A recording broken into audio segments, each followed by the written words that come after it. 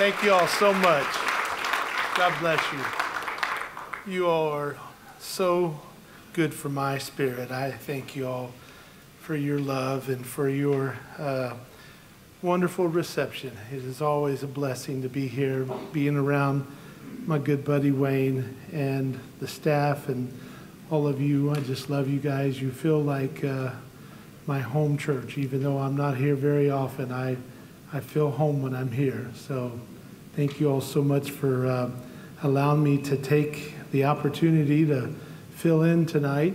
We're going to talk about a topic tonight that, to be honest with you, is, give me just a second. Let me find out what I'm doing wrong here.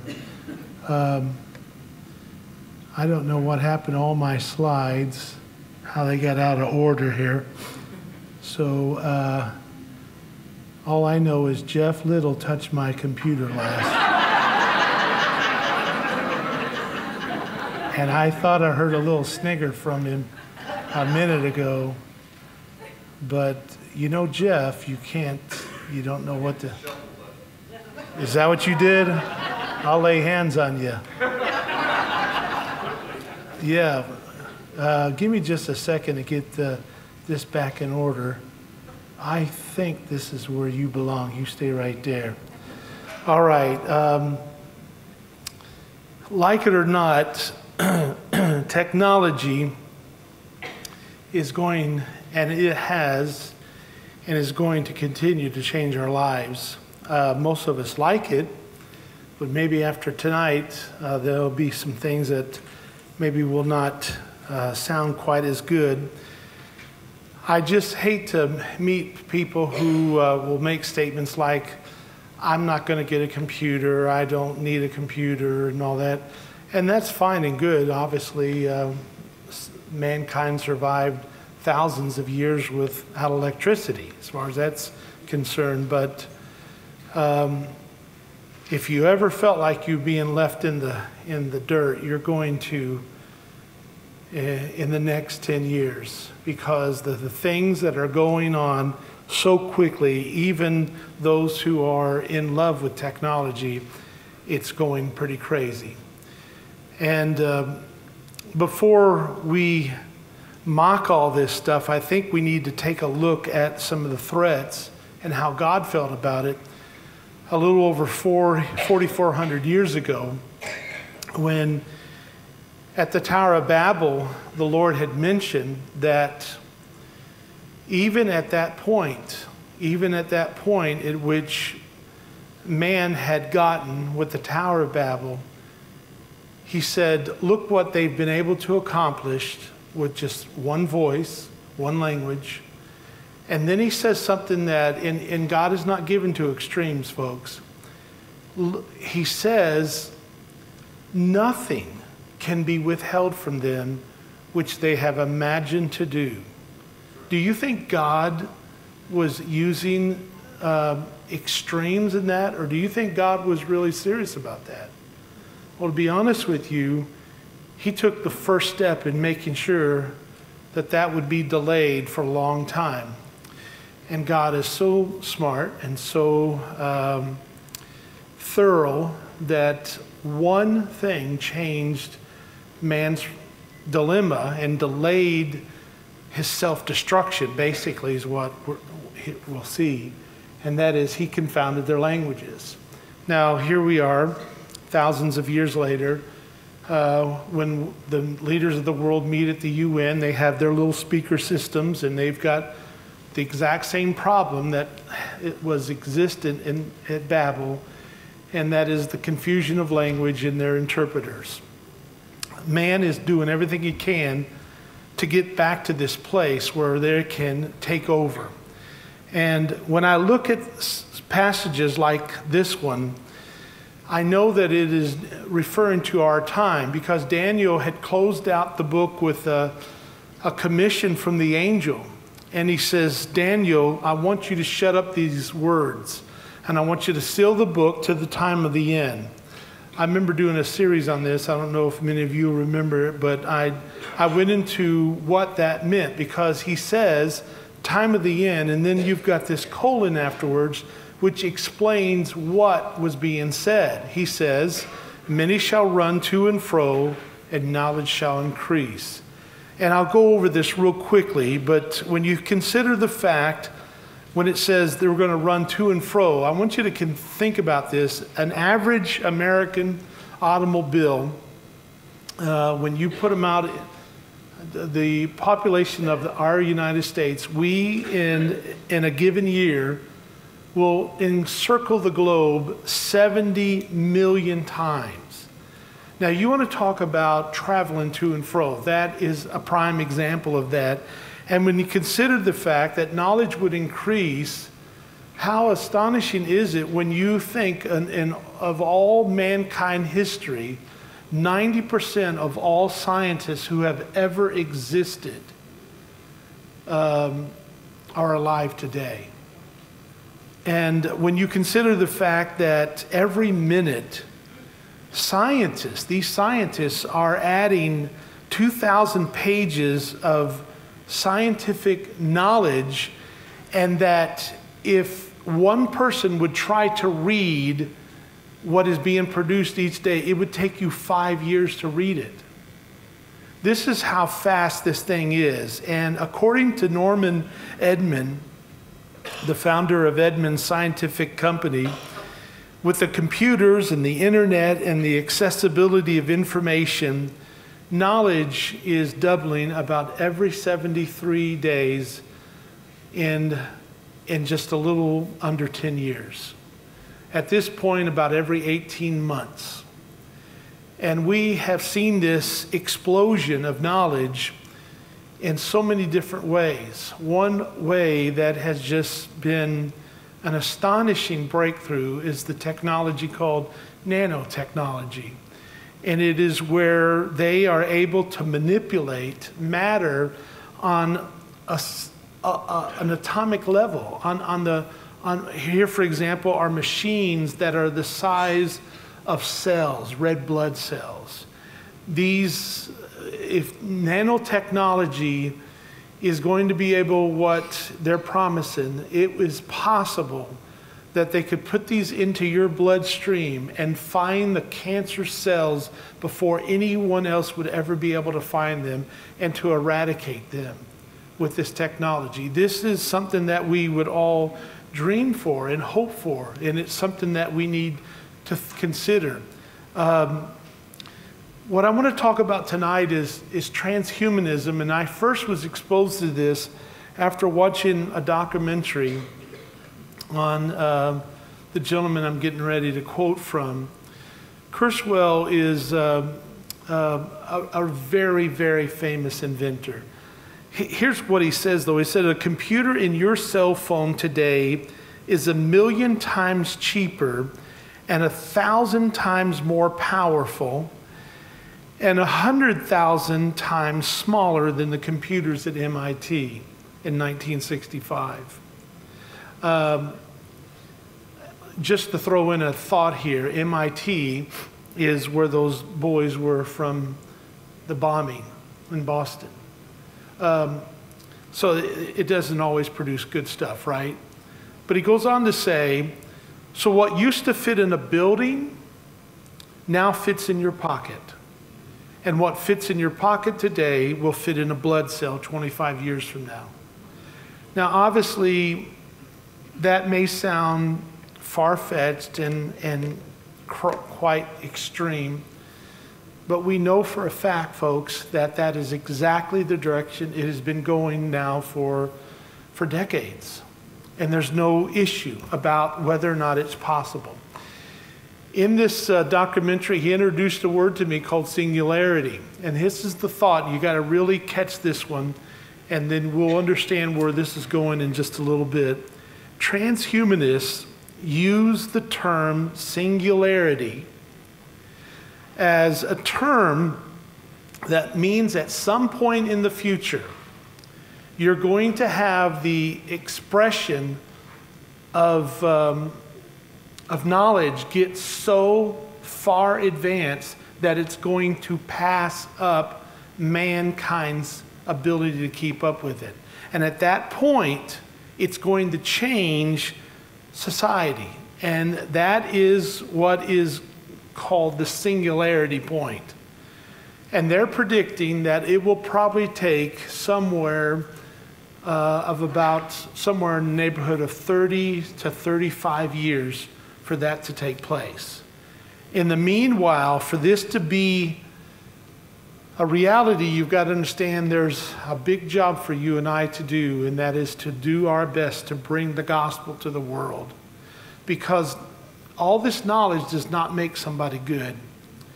Matter of fact, to be totally honest with you, all this knowledge could intensify the evil that man is capable of doing. I don't think there's anybody here that doubts the destructive nature of what science has brought to us already. I mean, there would be no atomic bombs or H bombs if there was not far advanced knowledge. But when you consider the fact what General Bradley said back in 1948, and I want you to please listen to this, and I know it's starting a little slow here, but just give me a minute. It's going to get good, so just stick with me. But he said something really powerful. There was not a born-again man to my knowledge. But he says something, I think, I hear this coming from a military leader, and to think, wow, we can't even hardly get Christians to talk like this. But he says, we have grasped the mystery of the atom and rejected the Sermon on the Mount. Ours is a world of nuclear giants and ethical infants.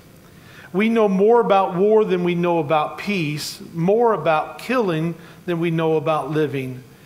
With the monstrous weapons man already has, humanity is in danger of being trapped in this world of moral adolescence. Our knowledge of science, listen to this, has already outstripped our capacity to control it. We have too many men of science, too few men of God. Now, with that being said, I want to give you real quickly a couple things to think about. Now, let me just tell you, this is not a typical Wednesday night message. And if you are a typical Wednesday night attender, a typical Wednesday night church attender, you probably don't even think about some of this stuff that we're going to talk about tonight. But I want you to try to make effort. Honestly, I truly believe from my heart that you need to hear this, and you need to hear perspective, a godly worldview perspective on this, because you are going to have to face this stuff. And it is whether or not we're ready for it or not. The other day I went to a local grocery store, and I was amazed to see multicolored cauliflower in front of me. I'm talking all colors. Cauliflower was always white to me, but now purple and green and red and all these different colors. And it's just a little fun trick of the world of genetic engineering to modify things on a level that science has been able to learn.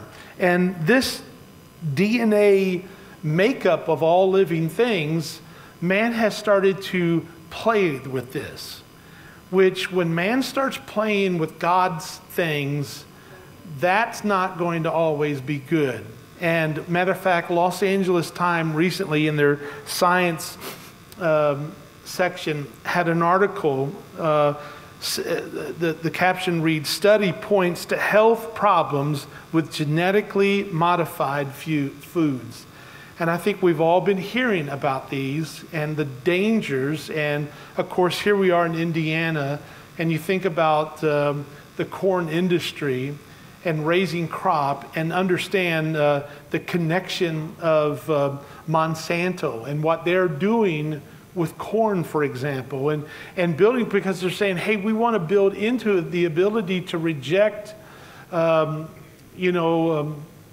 insects or whatever it might be, or to be able to grow bigger or to produce more each harvest time and whatever. But see, folks, you got to understand, there's a reason why God put that stuff in there. And when man starts messing with it, he thinks it's like the little teenager think he's smarter than his daddy. You know what I'm saying? And in our mind, we think this is right. Well, we see this illustrated in movies so many times. I remember a movie that came out, I think it was probably 2009, 2007, and it was a story that was supposedly to happen last year when a military man had been studying along with many others to try to help an issue that had developed in a quick time because some genetic engineering of the measles virus had produced what they thought was the answer to cancer. What ends up happening is it killed humans. It destroyed the cancer problem, but as the process, it ended up killing 90% of people on the earth. And the remaining 588 million survivors became predatory, vampire, zombie-like creatures that fed off of what was left on the planet. And of course, I want you to watch this interesting little section. This is how the movie opens. This is well, I mean, not the words right here, but in a moment you're going to hear an interview of a newscaster interviewing this doctor, and then it takes you into the first seconds of the film, and it's very The world of medicine has seen its share of miracle cures, from the polio vaccine to heart transplants, but all past achievements may pale in comparison to the work of Dr. Alice Crippen. Thank you so much for joining us this morning. What's it all? So, Dr. Crippen, give it to me in a nutshell. Well, the premise is quite simple. Take something designed by nature and reprogram it to make it work for the body rather than against it. You're talking about a virus? Indeed, yes, in this case the measles virus, which has been engineered at a genetic level to be helpful rather than harmful. I find the best way to describe it is if you can imagine your body as a highway and you picture the virus as a very fast car being driven by a very bad man, imagine the damage that car could cause. Then if you replace that man with a cop, the picture changes, and that's essentially what we've done. How many people have you treated so far? Well, we've had 10,009 clinical trials in humans so far. And how many are cancer-free? 10,009. So you have actually cured cancer? Yes, yes. Yes, we have.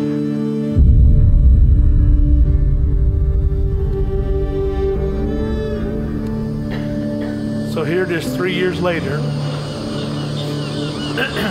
and this is New York City, and you know, obviously it's an entertaining movie, science fiction, post-apocalyptic type movie, and but it at least makes you to think and to put into our mind what we are now literally capable of doing as human beings. And I don't think, folks, in any stretch of imagination that any of this takes God by surprise. Where this all fits into the last days is quite amazing. Now, when you consider human cloning, the ability to take you and make another one just like you, you get into all kinds of scenarios. What does the clone being have a spirit? I mean, is this a real creature, or what's there? Matter of fact, the #1 movie that is in the theaters right now is about a clone. It's a futuristic movie, from what I understand, about 60 years into the future. The Earth has experienced, a destruction, and as a result, Tom Cruise, who you find out is a clone, is sent to harvest water from off the planet. And there's a ton of stuff that goes, but see, this is the kind of stuff that people watch. So it's on people's minds. And this is reason why obviously we should always be ready to give an answer for the hope that lies in us. But now the question now obviously has to be, what about human cloning? And where would this fit, even when we read statements in the book of Revelation about the image of the beast? What is that? I mean, you don't hardly ever hear anyone talk about it, but when you're talking about the beast, the Antichrist, who receives a deadly wound, but sometime after this, the false prophet is able to make an image of the beast and for it to be alive and for it to speak and to communicate. And really, if you read the text in Revelation 13:18, you will find out it is he who introduces the whole system of what we commonly call the mark of the beast. Now, the question has to be, what happens when fallen man gets into the ability to structure and restructure and manipulate DNA? I'll give you a perfect example. This just made news the first part of this month. UK government given the go-ahead for 3-parent genetically altered embryos. Now, that doesn't sound like a whole lot right now, but basically what the ideal is that their particular authority system in Britain, called the Human Fertilization and Embryology Authority, has approved, the government has approved for these scientists to modify a person's DNA, taking 3 different individuals instead of 2, like God made it, and to create, obviously, another human being, not thinking that the genetic changes are going to carry throughout subsequent generations to come. And what this will do, by the way, the HFEA is known to be among the most permissive national regulatory bodies in the world, having been the first to approve of human, listen now, human/animal hybrid cloning experiences, sex selection, and the creation of designer savior siblings, embryos that are used as tissue sources for gene therapy for existing children, and once they get the therapies out of it, and then they destroy them. Okay? Now, this opens up a whole realm of stuff. Matter of fact, several physicians wrote The Guardian, which is the leading magazine in Great Britain, and said, quote, "It would be the first time such international genetic modifications of children and their descendants were expressly permitted and would open the door for further genetic alterations of human beings with unforeseeable consequences." These are not even necessarily any believers at all saying, this is just science saying, wait a minute, guys, we gotta stop. And the thing that is thrilling to the culture is the fact that now technically 2 homosexuals, 2 lesbians can in fact produce an offspring, because now they got the permission to take 3 parents. So you got 1 female and 2 males. You take from the 2 genetic makeups of those males, put together with that female, and you produce a child.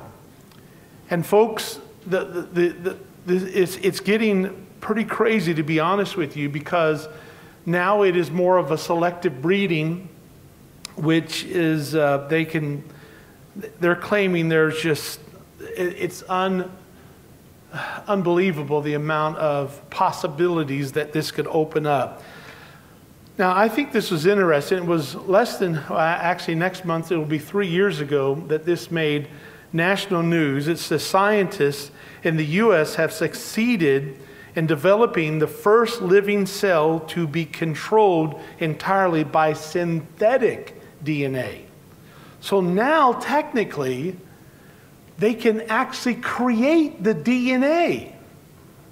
It is completely man-made in the sense, and you'll understand what I mean in just a moment. And so basically what they've been able to do is take this, this bacterium genetic software and transplant it into a host cell, and as a result, it looks and it behaves just like DNA. And as time has gone on, they're saying that this is a landmark, but at the same time, it produces some serious things, because you have to think of the ethics of all this. What is this going to open up? And when you consider what we're doing, when we start playing God, folks, it always has a bad connotation to it. Amen? I mean, literally, we're saying now that we have acquired the capability now to be a creator. Man has advanced so far in his technology, now he can make his own DNA. Which technically, if you really want to get down to it, we're not really doing that. Because all we're doing is modifying and manipulating things that already exist in the biological material world. Okay, so technically we're not creators.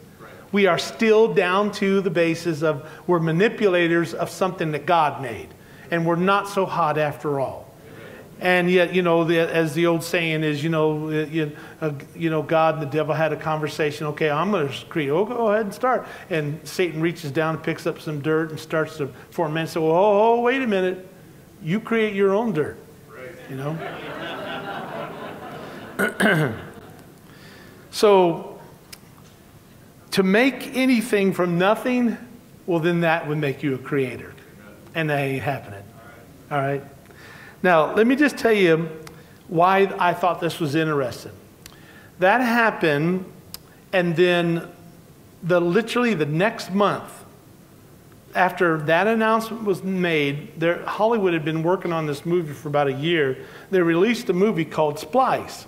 And this movie, the plot basically was about two scientists who were starting to understand that their grants were going to stop, and they were going to go ahead and push everything in high gear to try to create a new organism as a result of their DNA studies. And so they created this being who they ended up naming Dren. And Dren is a very, when you first see her, she's very deformed, but she turns into a very beautiful woman super, super fast because of just the way that the storyline wanted to make it out to be. And as it ends up, turns very deadly. When this all was coming out, the storyline opens up an example of what I'm talking about. Why I thought it was interesting, though, is that in this movie, she has the ability to have wings. And when you start looking at this, and keep in mind that passage we read earlier in Genesis where it says, the Lord said, the people is one, they all have one language, this they begin to do, and now nothing will be restrained from them which they have imagined to do. And the fact of the matter is, folks, when you look at the film, the way the movie was made, this woman, this being, becomes something very similar to Revelation chapter 9 when it speaks of the demonic stuff that ends up showing up right in the middle of the tribulation. For example, you get in chapter 9 when you hear this unleashing out of the bottomless pit what is referred to as locusts, and it refers to the shape of them were like horses prepared into battles, and they had faces as the faces of men, and then it talks about them having wings, and then it talks about them having stingers in their tails, which is exactly what this movie displays some of this stuff in Dren. Well, what's interesting is that what you see in this, it basically is a science fiction / horror film. because what ends up happening is this superhuman hybrid starts destroying massively mankind until they can get rid of it. And then they come to find out it is inbred into some other human being. Now, let me just tell you this. Now, this is where it's going to get a little weird for some of you because it's probably the first time you've heard this. But hybrids in the Bible are always associated with the demonic and with devil worship. And there are several examples of it, and I'm not going to be able to go into this in any detail at all. But I want to at least make you think about some of this stuff. You read a very weird account in Genesis 6, right before God decides to wipe out the earth. The earth has done, mankind has done something so bad that he has to destroy the earth. In the midst of all this, it says that Noah was pure in his generation. And if you look that up, it is literally referring to he was pure stock. He was not affected by this weird thing that was happening to try to destroy God's plan of the promised Messiah seed by infusing into it. When it talks about the sons of God came into the daughters of men, and as a result produced Nephilim, the Hebrew word for giants. It's a weird study. If you really want to get wacky, go find it on the internet. You can get really wacky on some of that stuff. I just warn you, you know all you need to know in the Word of God, and don't take this stuff too far. But I will tell you that phrase, sons of God, ben Elohim, is the exact same phrase that's used when the sons of God presented themselves in the first opening chapters in Job. These are angelic beings. Nowhere in the Old Testament is this referring to Christians. This is referring to beings as a direct created act of God. Matter of fact, all sons of God are directed acts of creation of God. If you are a son of God, you weren't born that way. You had to be born again to become that way, right?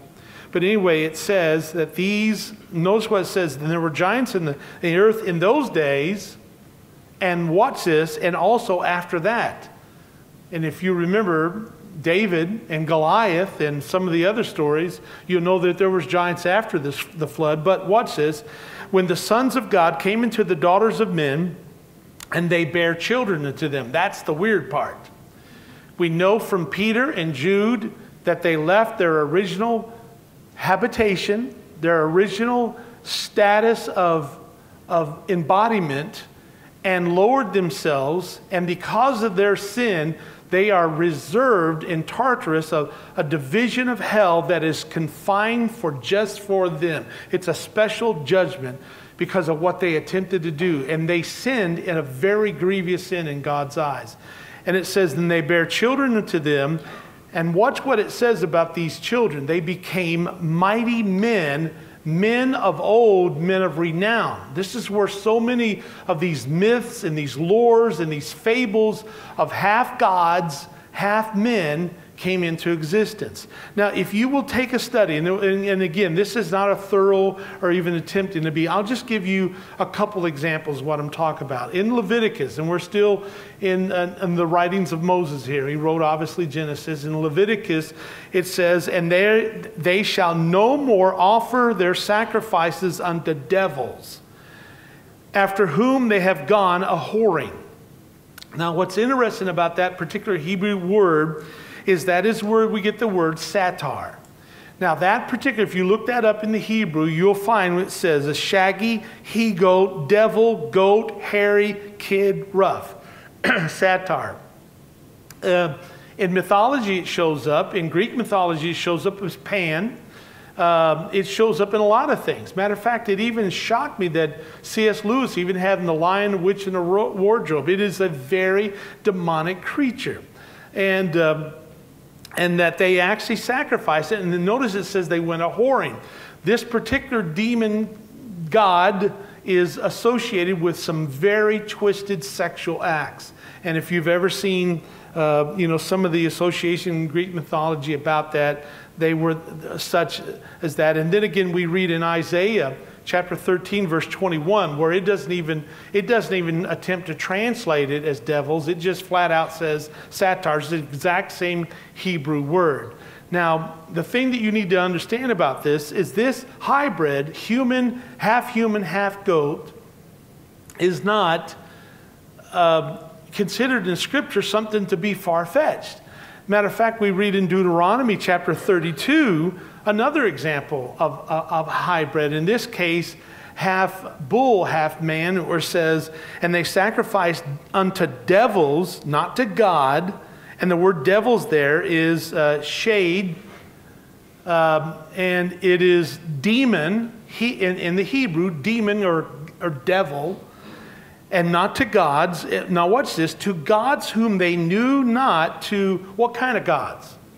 New gods, to whom your fathers feared not. In other words, in the Shadash is the word there. These are completely new. This is something that came into existence. And if you look at, they're known throughout Babylon, Assyria. These take on an appearance that very much are likened unto the cherubim around the throne. And Lucifer was a cherubim with multiple wings, had faces like men, or faces like lions, or faces like bulls, a calf, faces like eagles. And this is where a lot of this comes from. Now, I'm not even going to tell you where this all leads to, but I will tell you this, folks, that the largest monument standing in the entire world is an example of a hybrid. It is a half human, half lion there in Gaza, in Egypt. And of course I was there, saw it. I mean, it's an amazing thing. And they don't even know all the story behind it. It's very confusing. All they know is that it means the terrifying ones. And of course what they have is, examples of other times when the Egyptians had these type structures, and they've come to find out this is kind of what they thought its original look must have appeared. And then we read a very odd passage over in 2 Samuel, when Samuel, or when David, mighty men are fighting, and these men are encountering, in this particular story, Benai, who comes up against the Moabites. And if you remember, the Moabites, Moab was the offspring of incest with Lot and his daughter. And as a result of this came what was called two lion-like men. Now, I think that's very interesting because the very latter part of the verse refers to lions. So there is a distinction, a definite distinction being made there. These people know what lions are, and they know what men are. How do you describe this? Lion-like men. Now, I know it's weird there, but folks, this is weird. To look at a mouse and see a human ear on the back of a mouse. But that's what happens when men start messing with genetics and DNA. This is, in the breakthrough of science, this is considered phenomenal, because now they're able to genetically reproduce parts for humans.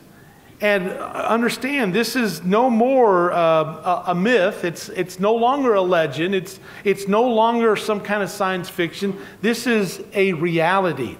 The problem is when you start emerging animal and humans, you start producing a lot of ethical issues.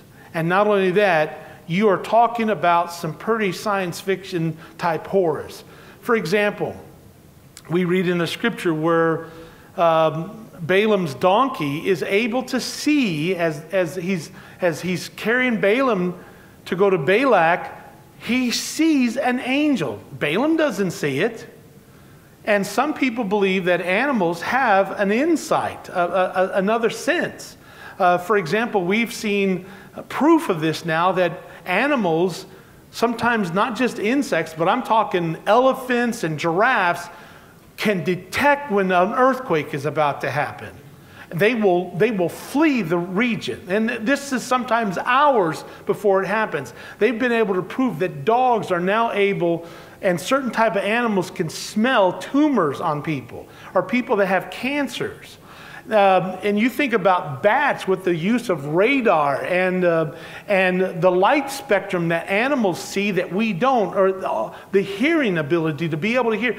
What would happen if you put a super soldier together like that?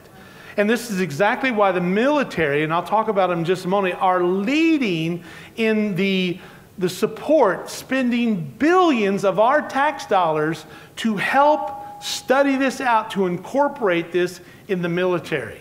The question obviously happens, if man is able to cross into that realm, what happens if man gets able to see into that supernatural realm? Where is that going to put humans? And what door is that going to open up? Now, let's get into the real meat of this. Is everybody with me tonight? All right, good. I'm not boring you or freaking you out, am I? Okay. After the evolutionary theories of Charles Darwin gained widespread acceptance, it is only logical, now listen to this, that most of its advocates would conclude, now think about this, that the current version of human is not, quote, the final product, but is an early stage in the continuing evolutionary process. This is why this works so well with the philosophy and the understanding and the science and the educators of our day. This is why evolution is such a crucial thing to bend the minds of a civilization. Now, let me just tell you, when we use the word transhumanism, and it's abbreviated with the H+, meaning you take humanism. I think pretty much everybody understands evolution is the product of humanism and the humanistic philosophy. You take humanism and you add to that, you bypass human. You bypass humanism. You go past that. Now, it is, and here's from their official document, it is an international movement that affirms the possibility and the desirability of fundamentally transforming, listen, you got to hear this, transforming the human condition by developing and making widely available technologies to eliminate aging, to greatly enhance the human intellectual, physical, and psychological capacities and what they predict that human beings may eventually be able to transform themselves into beings with such greatly expanded abilities as to merit the label post-human. Okay? Now, let me just tell you again that this is not far away. If we all are blessed with life to live long enough, most of us will see this go into effect. This is why we need to be on top of this issue. Because ultimately, the ideal is we are going to build the perfect man. The perfect, because somehow God messed up with all this. And obviously, the ideal is to manufacture man and animal, and manufacture man and machine, and thereby making us something better than not what we are. Now, here is their plan of attack, starting at Avatar A. Avatar, by the way, is an interesting phrase that they would use, because an avatar comes straight out of Hinduism, which is the teachings of being gods, okay? Which, oddly enough, isn't it funny that in a lot of video games now, you have to make yourself an avatar, okay? This is just a part of the training, to get the mindset training. Okay, now, starting in 2015, just a couple years from now, and up to 2020, they are now saying that a robotic copy of a human body remotely controlled This is what they will attain, according to these that are in the know, will be able to attain between 2 to 7 years. And then from 2020 to 2025, an avatar in which a human brain is transplanted at the end of one's life. That we can take you when you're about ready to die, and let's say you are still viable, there's a lot more living to you, and they want to take you and put you in a different location, get you out of this shell that you're in and put you in another body and use this knowledge. I mean, a prime example is Stephen Hawking.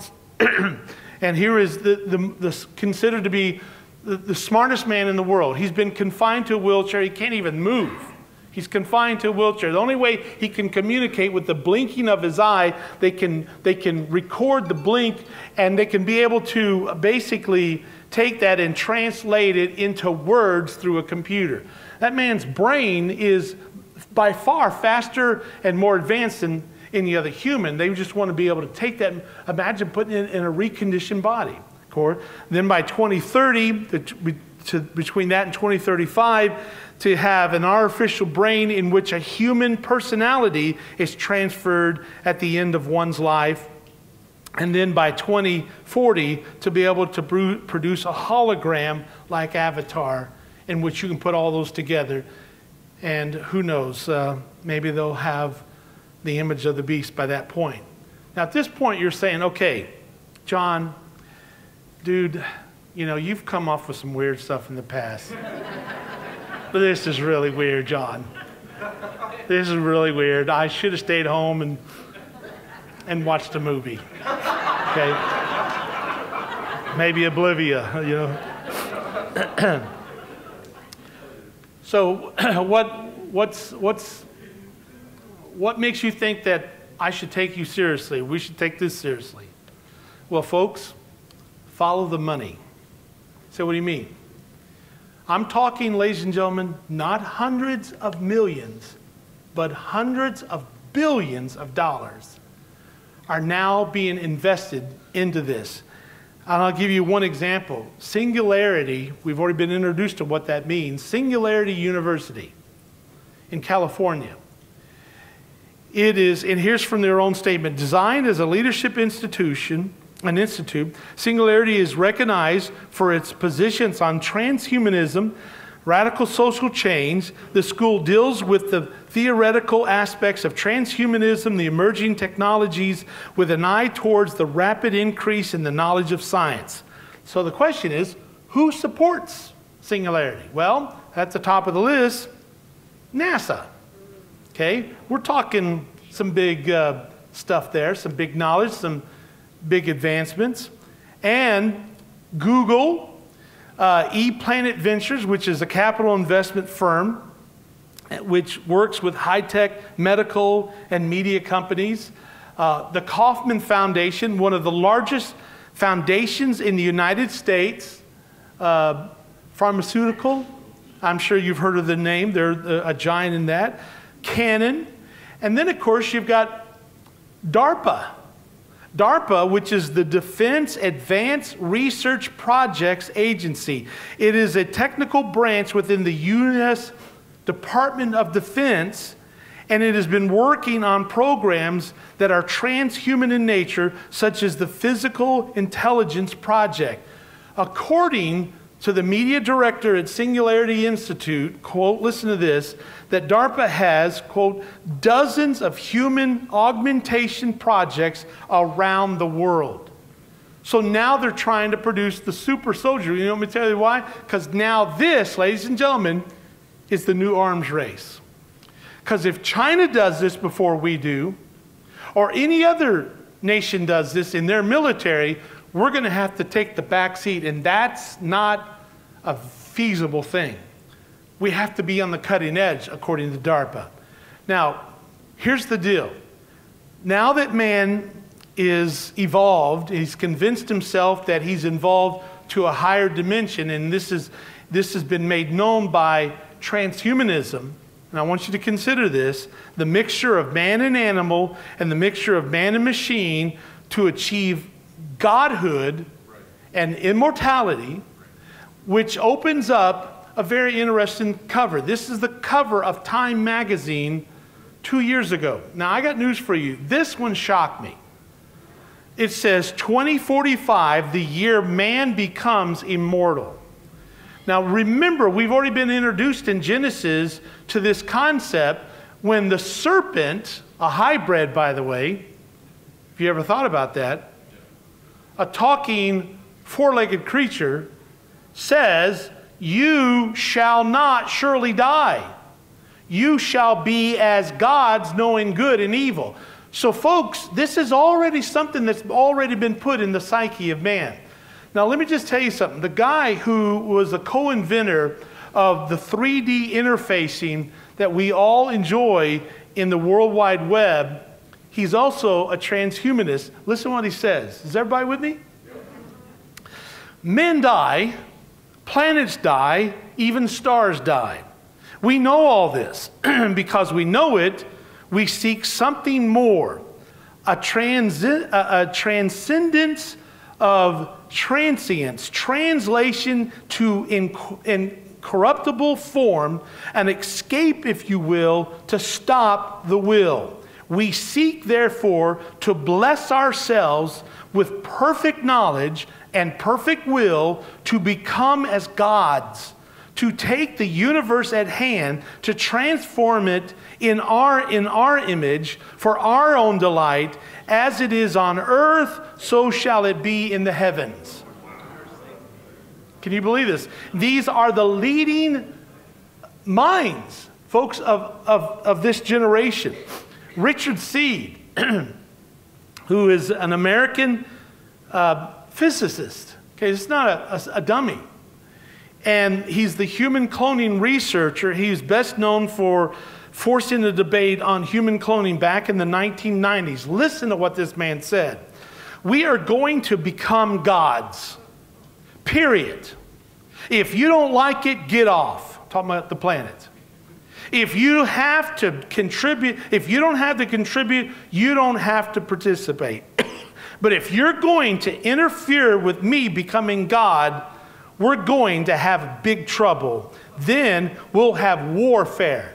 The only way to prevent me is to kill me, and you kill me and I'll kill you. Now, let me just tell you why this is so interesting is just the first part of this month. On April the 5th in Salt Lake City, the headquarters for the Latter-day Saints, the Mormons, they had what they called, and this has been going on for several years now, the Mormon Transhumanist Association Conference. Okay? And what they did is they met and had various transhumanist scientists speaking on this. And what you will see in this is the heart of this issue. And I'm wrapping this up now, and I want you to give me your undivided attention because I'm going to tell you what spirit's behind this. It, by the way, is the spirit of Antichrist. This plays into the hands of the Antichrist. Now, with this said, most of you understand that Joseph Smith was the founder of the Mormon Church, visitation from Moroni, giving him the revelations of all this stuff. And here's what he says. God himself was once as we are now, and is an exalted man, and sits enthroned in yonder heavens. Here then is eternal life, to know the only wise and true God, and you have got to learn how to be gods yourselves, and to be kings and priests to God, the same as all gods have done before you, namely by going from one small degree to another, from one small capacity to a great one, to inherit the same power, the same glory, the same exaltation, until you arrive at the station of a God and ascend the throne of eternal power, the same as those who have gone before. Now let me just tell you, in case you don't realize this, for every one Assembly of God person you can produce in the United States, the Mormons can produce 3 Mormons. So don't think we're so hot, okay? And keep an understanding. In this conference were these speakers, these transhumanists. And what they say is very pointed to one particular, of all the people that they could talk to and about, this one is the one that they want to deal with. James Hughes, which is a sociologist and a bioethics teacher on health policy at Trinity College in Hartford, Connecticut. By the way, you want to send your kids to college, you just might want to really, really think this one through, whether or not this is the kind of stuff you want your kids exposed to, because it's everywhere now, folks. He's the director of the Institutes of Ethics and Emerging Technology.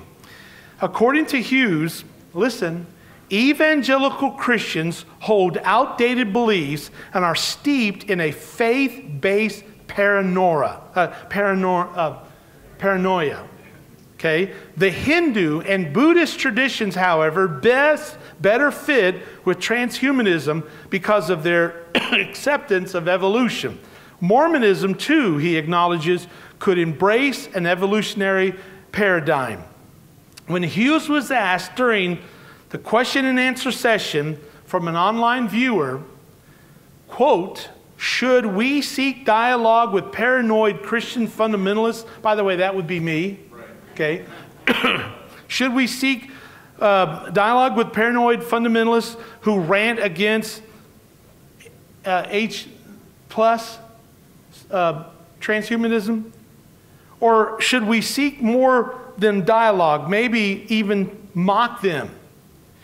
He responded, because apocalyptic and millennial energies very frequently inspire violence. Now, in case if you didn't hear that mockery right there, we believe in the second coming of Jesus. We believe in the end time events. We believe in Bible prophecy. This apocalyptic type stuff, Revelation, that's where the word comes from. So if reaching out across the aisle to someone who thinks I am a spawn of Satan and establishing a relationship so he doesn't come after me with a gun is something I have to do, I'm willing to do it, right? Where'd he get the gun at? I'm not sure about that part, but anyway, that's another issue. It's the ones that haven't reached out yet that I'm worried about. Now, while he's sitting there on that panel, that discussion at this conference on transhumanism, Max Moore puts his thought in, as Mr. Hughes has just stated that. He cuts in and says, I'm not a spawn of Satan, I'm a spawn of Lucifer. Okay? This comment evoked some laughter in the audience, but Moore was serious even though he had a smile on his face, because it was Moore who wrote back in 1991, listen to this quote, Lucifer is the embodiment of reason, of intelligence, of critical thought. He stands against the dogma of God and all other dogmas. He stands for the exploration of new ideals. Join me, join Lucifer, and join in fighting God in his entropic forces. With our minds, our wills, and our courage, God's army is strong, but they are backed by ignorance, fear, and cowardice. Reality is fundamentally on our side, forward in the light. Well, anyway, he also spoke at this conference. We're talking now, folks, just recently. And here's what he has to say, and I'm almost done. Quote, I should tend to want to discourage talking of gods in transhumanism, regardless if we're religious or not. I think we can probably do better than that. After all, many of the traditional concepts are not very enlightening or inspiring, especially the older versions in the Old Testament, referring to God. Okay, talking about how childish he is. He's a cosmic sadist who seems to like to set things up to torture us.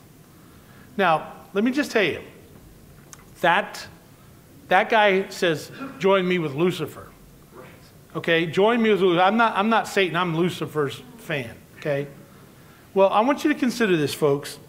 When we see the communication that first took place in the garden, coming from Lucifer, as he embedded himself into this serpent, you find out the spirit of this, and I'm going to wrap it up with this statement from, here's the actual magazine. Transhumanists have their own magazines called H+. And here was an article that just came out February this year called Transhumanism, A Bridge to Divinity. What this life is for is a question that transhumanists are engaging with all of the time. Most of us wish for longer lives so that we can live up to the potential that has not yet been defined by the confines of the human brain. To see eternally in a grain of sand is all very well, but to live in that eternity and to experience it in multidimensionality with senses that are not dulled by confines of present human equipment would be true bliss.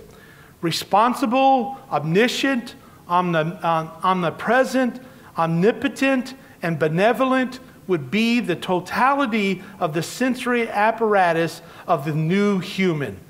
What then is humanity?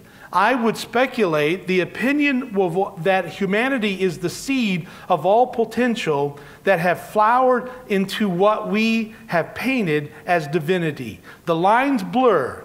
The true revelation will be that human and divine are one and the same. Okay? So folks, here's where we're at. Basically, this is what it boils down to. The Bible warned that the time would come that they would go this direction. And you just need to keep your heads up, because what is happening is worth your attention. Amen? God bless you all. Thank you so much.